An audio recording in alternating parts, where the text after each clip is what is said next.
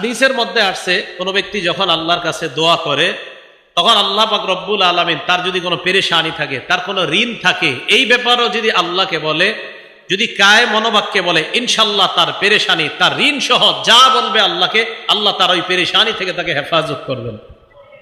দলিল আবু দাউদ শরীফ 1555 নম্বর হাদিসের বর্ণনা। আন আবি সাঈদিন আল খুদরি রাদিয়াল্লাহু তাআলা আনহু قال, আবু সাঈদ খুদরি রাদিয়াল্লাহু তাআলা আনহুর বর্ণনা, দাখালা রাসূলুল্লাহ সাল্লাল্লাহু আলাইহি ওয়াসাল্লাম ইয়াওমান আল মসজিদ, আল্লাহ নবী একদিন মসজিদে প্রবেশ করলেন।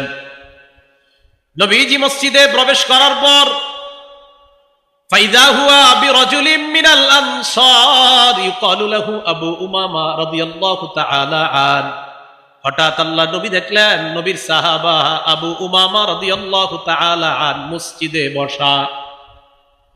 নবীজি আবু উমামাকে বললেন, ইয়া আবা উমামা, ও আবু উমামা, মালি আরাকা জালিসান ফিল মসজিদি ফি গায়রি ওয়াক্তিস সালাহ।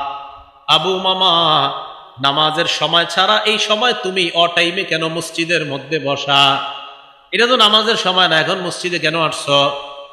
এর মানে আমার নবীর সাহাবারা বিপদ আপদে পড়লে, পেরেশানিতে পড়লে মসজিদে দৌড়ায় যাইতেন। কোথায় যাইতেন? মসজিদে। তা আপনাদের মন চায় না যে হুজুর নবীজি আসলেন কেন? তার মানে আমার নবীর ওই অভ্যাসই ছিল, নবী তো মসজিদে যেতেন। হ্যাঁ, নবী, আপনারা তো পাল্টা এটা বলা দরকার, হুজুর নবীজি অটাইমে মসজিদে আসছে কেন? কারণ নবী আর সাহাবাদের কাম কি? কাম তো এটাই, মসজিদে। আমাদেরকে অনেকে বলে মোল্লার দৌড় মসজিদ পর্যন্ত। আলহামদুলিল্লাহ, এটা কয় না যে সিনেমা হল পর্যন্ত, আমগো দৌড় মসজিদ পর্যন্তই। রাগ করেন না, যখন কয় মোল্লার দৌড় মসজিদ পর্যন্ত রাগ হইবেন না, আলহামদুলিল্লাহ। সাথে সাথে বলবেন, আল্লাহ এই ভাইয়ের কথাটা আপনি কবুল করে আমারে কিয়ামতের ময়দানে আমারে মসজিদের মোল্লা বলছে, আপনি এই হিসাবে কবুল করে আমারে জান্নাত দিয়ে দিন। তখন এই দেখবেন আজকে থেকে আর কেউ কইব না, কইব যদি জান্নাতি হয়ে যায়। রাসূল সাল্লাল্লাহু আলাইহি সাল্লাম মসজিদে, ওনার সাহাবা মসজিদে, নামাজের সময় ছাড়া। কি তুমি এখানে কেন? সাহাবা বলে, ইয়া রাসূলুল্লাহ, হুমুমুন লাজিমাতনি ওয়া দুয়ুন, হুজুর খুব পেরেশানিতে আছে, অনেক ঋণে আছে, এজন্য মসজিদে বসে রয়েছি, মনটা খারাপ।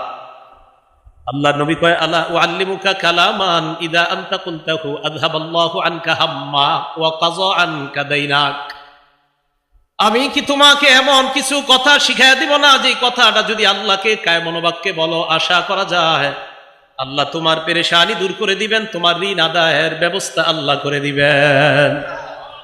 ইয়া রাসূলুল্লাহ, এমন আমলই তো আমার দরকার, যে আমল করলে আমার ঋণ আদায় পরিশোধ সহজ হয়ে যায়, এমন আমল আপনার কাছে জানতে চাই।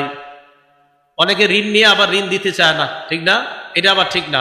বুখারীর বর্ণনা, ক্বালা রাসূলুল্লাহ সাল্লাল্লাহু আলাইহি ওয়াসাল্লাম, আল্লাহ নবী বলেন, মান আখাযা আমওয়ালান নাস ইউরিদু আদাআহা, কোন ব্যক্তি যদি অন্য কারো কাছ থেকে ঋণ নেয় এই নিয়তে, ইউরিদু আদাআহা, আমি তার থেকে ঋণ নিলাম, আদায় করে দিব, এটা আমার আশা, ওনার থেকে আমি ঋণ নিলাম, আমার নিয়ত আছে আমি দিয়ে দিব।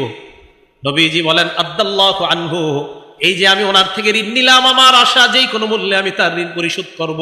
আল্লাহ নবী বলেন, আল্লাহ যেই কোনো মূল্যে তোমাকে ঋণ আদায়ের ব্যবস্থা করে দিবেন। এটা বিশ্বাস রাখেন। নবীজি বলছেন, কেউ যদি কারো কাছ থেকে এই নিয়তে ঋণ নেয় যে আল্লাহ আমি তার ঋণটা যেই কোনো ভাবে হোক দিব, রাসূল সাল্লাল্লাহু আলাইহি সাল্লাম বলেন, অবশ্যই আল্লাহ পাক রব্বুল আলামিন তাকে ঋণ পরিশোধের ব্যবস্থা করে দিবেন। এই বিশ্বাস রাখা। তো রাসূল আকরাম সাল্লাল্লাহু আলাইহি সাল্লাম কয়, আমি তোমাকে এমন বাক্য শিখাইয়া দেই, যে বাক্যগুলা যখন তুমি বলবা, বলার পর আশা করা যায় আল্লাহ তোমার পেরেশানি দূর করে দিবেন, তোমার ঋণ আদায়ের ব্যবস্থা করে দিবেন। এবার আল্লাহ নবী বললেন, ইদা আসবাহতা ওয়া ইদা আমসাইতা, যখন তুমি সকাল করো, সন্ধ্যা করো, এর মানে ফজরের নামাজের পর, মাগরিবের নামাজের পর তুমি এই দোয়াটা পড়বা, আল্লাহুম্মা ইন্নী আউযু বিকা মিনাল হাম্মি ওয়াল হাযান, হে আল্লাহ আমি আপনার কাছে পানাহ চাই, মিনাল হাম্মি, হাম্মুন শব্দের অর্থ পেরেশানি, ওয়াল হাযান মানে দুশ্চিন্তা। আল্লাহ আপনার কাছে আমি পেরেশানি এবং দুশ্চিন্তা থেকে পানাহ চাই, ওয়াল আজিজি ওয়াল কাসাল, অপারগতা এবং অলসতা থেকে আপনার কাছে পানাহ চাই, ওয়া আউযু বিকা মিনাল জুবনি ওয়াল বুখলি, কোন বর্ণনায় মিনাল বুখলি ওয়াল জুবনি, আল্লাহ ভীরুতা, কাপুরুষতা এবং কৃপণতা থেকে আপনার কাছে পানাহ চাই। ওয়া গলাবাতিদ দাইনি, আরেক বর্ণনায় ওয়া মিন গলাবাতিদ দাইন, ঋণের প্রাচুর্যতা, ঋণের আধিক্যতা থেকে আপনার কাছে পানাহ চাই। ও কহরির রিজাল, মানুষের অনিষ্টতা, মানুষ আমার উপর জুলুম নির্যাতন যেন না করে, মানুষের ধমক ধমকি থেকে আপনার কাছে পানাহ চাই।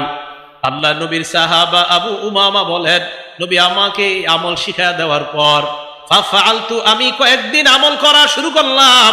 আযহাবাল্লাহু আন্নী হাম্মি, কিছুদিনের মধ্যে আল্লাহ আমার পেরেশানি দূর করে দিলেন। ওয়া কাযা আন্নী দাইনি, আল্লাহ আমার পক্ষ থেকে আমার ঋণ আদায়ের সুন্দর ব্যবস্থা করে দিলেন।